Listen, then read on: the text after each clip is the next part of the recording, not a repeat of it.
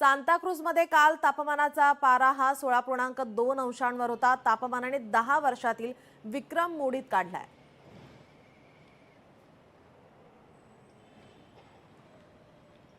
नीलम, नक्की यंदा थंडीची चाहूल लागणार असल्याचं आधीच वर्तवण्यात आलं होतं। त्यानुसार मुंबईमध्ये गेल्या काही वर्षांमधील जो तापमानाचा पारा आहे तो कुठेतरी खाली आला होता आणि आज सकाळी सुद्धा आपण बघतोय मुंबईच्या वातावरणामध्ये काही प्रमाणात प्रदूषणाचे धुरके तर काही प्रमाणामध्ये धुक्यांची चादर जे आहे ते पाहायला मिळते।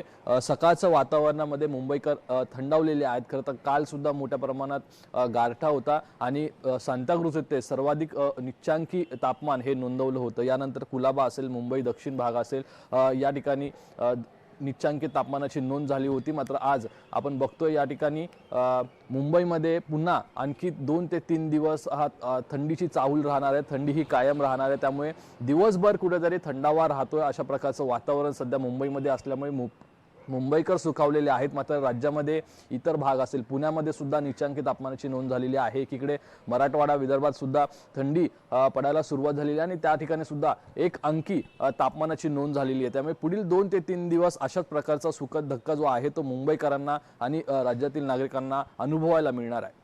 जी, धन्यवाद।